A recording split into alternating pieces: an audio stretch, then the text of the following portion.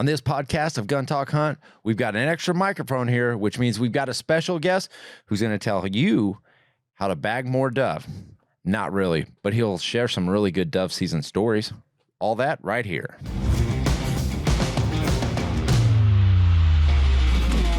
You know what? I made one of my favorite breakfasts this morning. What was it? I take leftover boudin and I cut it open. Oh my gosh. And I out of the casing and I put it in the Just keep talking. pan. Butter. Just keep talking. Eggs. Scramble it all up together. Sprinkle of cheese on it. A-okay. And that's how we're going to start Gun Talk Hunt this So week. good. We're talking about Ryan Gresham's favorite breakfast, the boudin breakfast. That's perfect. That's a great way. Welcome into Gun Talk Hunt. I'm your host, KJ.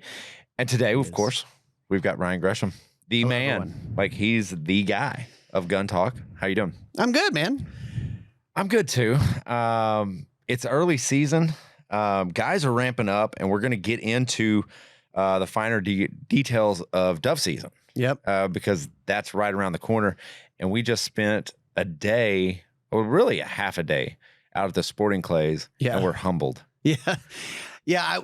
Last year, when we had nowhere to go, a little lockdown action, I did get out and do more sporting clays. And I didn't go a ton, but I don't know, 4 or 5 rounds in 5 or 6 weeks. I was starting to like, man, I'm feeling pretty good about this. I'm hitting a lot of clays. Like, I'm getting a lot better at this Yeah. whole thing. When you practice and you It's go, weird, right? it's amazing what can happen. And then you don't go, and then you go back. Yeah, we went back a couple weeks ago, and it was rough. But that's what happens. A lot of guys, they'll go throughout the summer, they'll be tuned up, then they'll stop going for about a month because they're like, well, I'll save some shot. We'll go out to the dove fields. And all of a sudden, those little winged devils are going, zoom. And they fly crazy. They do. They're so erratic. They're all over the place. But anyway, hey, let's jump into some quick sponsors here real quick. This Gun Talk Hunt is brought to you by Lockdown, Secure Your Lifestyle, Tetra Hearing, Brownells, and Hodgdon Powder. Yeah, those powder people. But yeah, so let's talk about like first preparation for your dove season. It's all early season right now, whether It it's is. dove or ducks or deer or whatever. Yes, we are on the cusp of something great, and that something great is not college football. Well, It's not NFL. no. It's hunting seasons. Yeah. I always say like the September through December, those 4 months, Yeah. in my opinion, are the sweet spot of the year. You're not wrong. They're the sweet spot of the year. The rest of the year can just go somewhere. Yes. Like and I do like football. And so it's football season, it's hunting season. The weather's nice. It's very mild in South Louisiana where It is. where we are. You got the holidays, you can eat too much food. It's just good. Well, it's the fall season. Like you see those leaves start to change. And now one thing I would change about the fall is the daylight savings time. Oh, the darkness. Yeah. I'd get rid of that because then I could utilize a little bit more hours for hunting. Yeah. I'm thinking that there would be some weird thing if Arizona. if all of a sudden you had a lot of light, the same amount of light as you have in the summer, but in the fall, I'm thinking that what would crop the deer changes? do? Crop changes. You'd have to look at crop changes. What would that do to the farmland that would yield better results? Would you be planting as much winter wheat? There'd be too much sun on it, right? I think so. I don't know. I'm not a farmer. I just hunt over it. Like, I don't know. I throw seed in the ground and pray it grows. And then it's in Oklahoma, so it's dry. It's all get out. So it ain't not going to grow. So you were talking about Crop prep insurance. and crop insurance. That's a whole nother episode. Yes. Crop insurance. We need to bring someone in and explain this to me and just have me go, what? What? I'm sure it's a thing. Because you think about it, you are planting a field that you know is not going to grow. And I'm going to collect that insurance on it. Yeah, that is the business plan. But I really thought it was going to grow. Wink, wink. Like under the table. I don't know. And who insures that? Yeah. Like, let's talk about the guy who's like, oh, yeah, Oklahoma's been dry for like a decade. Right. I'll insure it. Yeah, sure. I'll take that. That policy. Man, I think I'm starting to lose out on this deal. Yeah. Every year they're He must go to Vegas a lot and thinks he wins. Yeah. I won $20. So yeah, prepping for dove season, there's sort of not as much prep with that, right? I mean, it would be good to go shooting. That's where But I what would else go. Are you gonna do? That's where I would go. Like, because Make sure your clothespins are glued to your dove decoys. Yeah. I mean, well, make sure your decoys are running. If you're running any Little type of mojo mojo, dove, yeah, yeah. but those little mojo wind doves are just as good, unless you don't have wind, and then you're kind of just there. yeah. But it happened to me last year, and I'm taking my son out for a dove hunt. We run out to Oklahoma. It's 11 hours. Didn't have a lot of time to prep. And then this is where I failed. Everything was working, or so I thought. So I give him my little, it's an old Smith & Wesson Elite Gold. Okay. Side-by-side 20 gauge. He can handle it. Not really worried about it. And, a dove comes by, and I'm like, hey, buddy, why didn't you shoot at it? And he just didn't, didn't prepare early enough. He goes, I didn't think they were coming in that fast. And they do. Yeah. And they're all over the place. Yeah. And I was like, and he didn't take another shot, and he didn't take another shot. And he goes, Dad, I shot. I go, no, you didn't. He goes, yeah, I did. The gun didn't go off. I was like, hold on a second. And this gun I've used a lot. This is my Dove Day gun. Like, this is out in the field every September. And sure enough, like, another one comes in. I press that trigger, nothing. I'm like, what the heck's going on? Then I press it again, and the right cylinder goes off. Okay. So one cylinder is gummed up somehow. Yeah. So I, check the firing pin. You kind of open it up. You examine, is there anything impeding that firing pin from coming forward? So I thought there was. I scraped out like a little bit of like a sand, like a little bit of grain of sand. Mm-hmm. Still didn't fix the problem. So now that gun is actually in the shop. Like, I took it to a gunsmith. I probably waited too long to get it back for September. So part of prepping for the season is if something has to get fixed, don't wait until a month before the season to get it fixed. Yeah, because everybody else is doing the same thing. Yeah. It's just like taking your bow or in for a repair. Like, don't take it in August. It's August. I brought my boat that I use for duck hunting to get the engine serviced a few weeks back.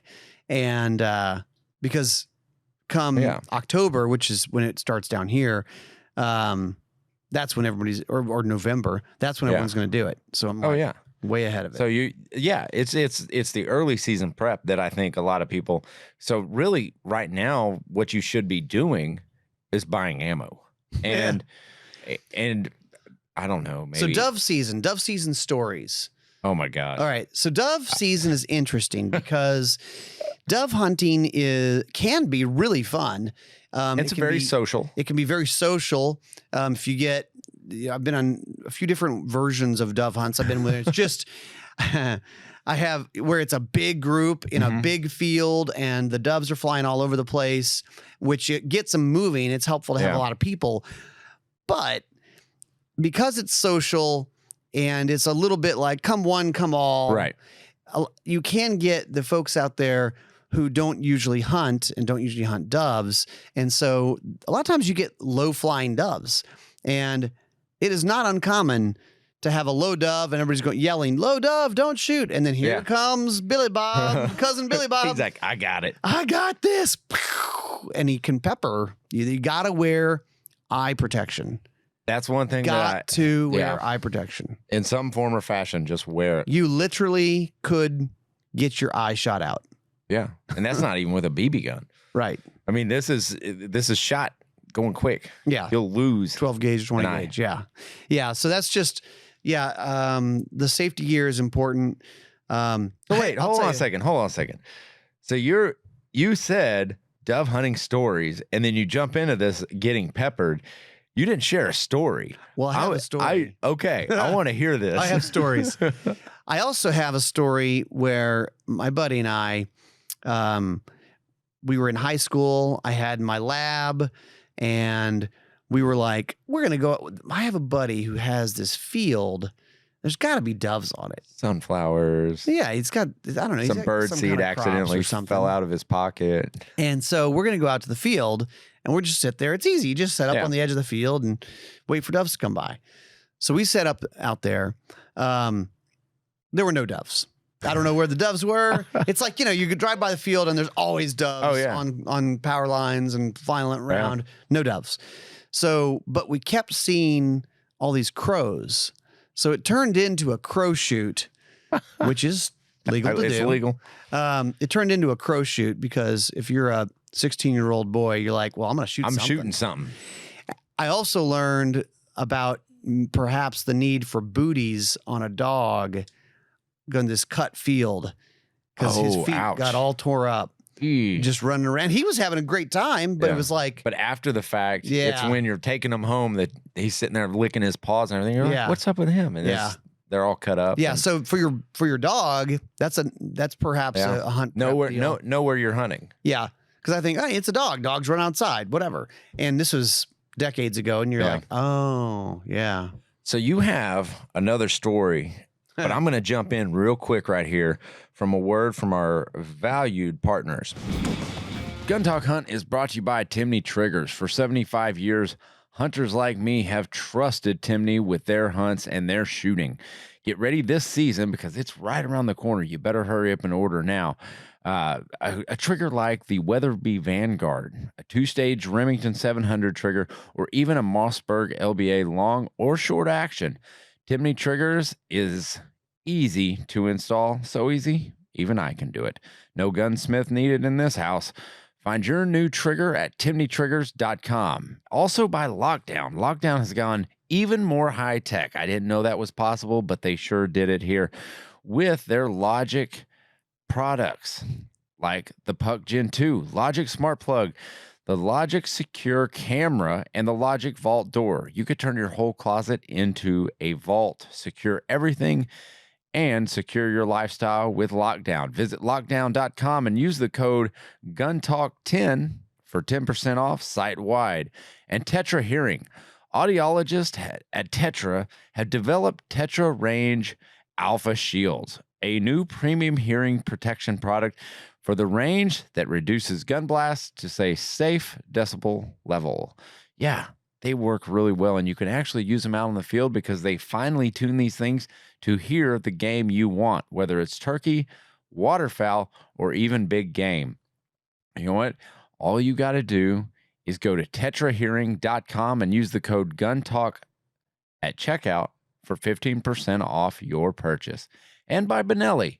For 10 years, Benelli engineers worked on a full redesign of the Super Black Eagle. Tried and true, trusted by hunters everywhere. They did it. Folks, they launched the Super Black Eagle 3. What a gun that is. Had a chance to take it on the range the other day. Loved it. And I think you will too. In both 12 and 20 gauge with features like an oversized bolt handle and easy loading system. Find out more at BenelliUSA.com. Okay, we're back. We're talking to Ryan Gresham. We're talking early season dove hunting preparations, but we've got a lot of dove stories that we've got to get to. Now, you have one that I've heard before that our listeners I don't think have ever heard. And it has to do with you getting almost arrested. All right. So the time I was almost arrested, which may be an embellishment, but it's not untrue. In hunting and fishing, there's no such thing as embellishment. So first off, always do everything legal, okay? And one of the things you'll find in hunting is even when you're that guy or gal who you're like, I want to do it by the book, I want to do it right, you'll learn that when you're going other places and you're hunting with other outfitters or on other properties, you got to still do your due diligence to make sure, is this being done the right way? Yeah. And so here's the story. You're killing me with it. Like, so I went to, I was pretty young. I was probably 12 or 13. And I went with my dad and my grandpa to, I think they called it, this was in Louisiana, I think they called it the Congressional Dove Shoot. Okay. So it was a bunch of politicians getting together and doing this dove hunt. So you got there, I don't know, some big farm property out in the middle of nowhere. There's this huge barn and they're serving like fried fish and barbecue and you're all just hanging out and it's great. And then it's everybody go out to the dove fields after like the early lunch. Right. So we go out to the dove fields. We shoot one dove. Way to go. And nailed it. Well, we were just getting started. Nailed it. We were just getting started. We shot a dove. And I can tell this story because I know that we were not doing anything wrong. But we get a phone call. Although now that I think about it, we didn't have cell phones, so I don't know how hide we the got guns. notified Is about that this. the call you got? Game warden's coming. It's the cops. Hide the guns. So it's the cops. there was. I wish I could remember his name, and if somebody is in Louisiana right now listening to this, they're probably going to email us and tell us the name. But there was a game warden back in the 80s, early 90s in Louisiana who really wanted to make a name for himself by writing tickets to high-profile people. Oh, It was like his jam. And so, and dove hunting, I don't know if you ever experienced this, but the laws, at least then, were kind of weird and convoluted. It was like you can't hunt on a baited field. Okay. But if the crops had been cut this number of weeks before the dove season, it's not considered a baited field. But it was very convoluted. So evidently, we got word that the game wardens were on their way because they said we were hunting on a baited field. Literally, it's call the cops. It was, They're coming, and we're like, you know what? This doesn't seem to be that way. I think they're doing it the right way. This is like a congressional shoot. You think they would have done their research? Yeah, and I don't know. It's some guy's farm. So we're like, you know what? We're going to leave. And as we were leaving, here he comes, Johnny Law. No, somebody said, Ryan, that dove that's in the truck, bury it. You made a great shot on that at the camp. Like, oh, no way. That look like, this is what you say. And I was like, but it was fine. He's like, no, I know. I just don't want you to get in trouble for something dumb. Are you serious? Yeah. Oh my gosh. That's what the guy said. I don't know if I should tell him this story. How do you tell that to a 12 to 13-year-old kid? And I'm like, okay. So what happened? We drove away and we never even saw the cops, but we had to flee from this field, the scene of the not crime. Oh my gosh. And our dove hunt was cut short. I don't even know what happened, if the guy showed up or what. You know what? We're like, let's just leave. There's an important lesson to be learned here. Yes. You were 1 for 1 that day. That's right. Basically what you're saying Which never happens. Yeah. 100% on dove hunting. Yeah. I mean, you batted 1,000. You'll go to Hall of Fame with those numbers. I'll tell you another dove story. This is not exactly, I guess it is a dove hunting story. So, you know, Grits, my grandfather did the American Sportsman show on ABC, and they were filming an episode in Mexico, and it was Grits and Bing Crosby and Phil Harris. And Phil Harris, if you don't know who Phil Harris was, he was a big band guy, he's a musician, but for some of us, we know him as the voice of Baloo the bear on The Jungle Book, on the original animated movie, The Jungle Book. Outlawed now. And right, you'll get a disclaimer on Disney Plus before you watch it now. There are cultural references that may offend some people. Okay. Softies. So, but anyway, they did a dove hunt there and did the episode, and it's like sun's going down and Bing's singing, and Phil Harris is cooking these doves. He's got them wrapped in bacon on the grill, and they're like, man, these are so good. They're so delicious. And they are. They are. Doves are delicious. They're little, but they're delicious. Some bacon, cream cheese, jalapeno. They're great. And Grit says, you know, they ate all the doves. He goes, I could really go for some more doves.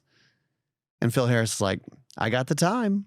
We're just sitting here. So basically, like, I'll do this until midnight. Let's just go. We're just here. Jeez. We're here in Mexico. Let's shoot more doves and cook more doves. That is awesome. Yeah. So I've got one that happened actually recently, and it's funny because you want to be up on all the regulations and everything else. And so one weekend, our old editor, Jace, I was like, hey, let's go to Oklahoma and do a dove shoot. He was like, okay, yeah. And I, ulterior motives here. We were filling feeders and for deer season and everything. Right. So I can get it all done before season and everything else. So we do all that. We go out to the dove fields and we're sitting there shooting. We have a great shoot. And it was one of those things. Here comes the game warden. And I'm friends with the game warden down there, and he knows me. And because I contact him when I'm coming down and say, hey, this is where I'm going to be at. And he knows the area. So just touch base with him. And I see Jace, and I'm like, he's still shooting. Like, and I'm like, I'm pretty sure he has a license. But then, like, as a game warden's approaching, I'm like motioning to him, like, hey, get down. The police are here. Oh, jeez. It's the cops. Because I don't remember telling him, hey, you need a license. You know, it's funny. It is funny because, like, I remember just not too long ago going fishing, and I have a lifetime hunting and fishing license in Louisiana. Yeah. And so I don't think about it very much. I'm the same way in Oklahoma. And, like, my wife, I'm like, you know, you can fish a little bit. And she's fishing. I'm like, you know, it just occurred to me. Technically, she doesn't have a fishing license. Right. Like, I don't think anybody cares. We haven't caught a fish. Right. But the boat is bare. Yeah.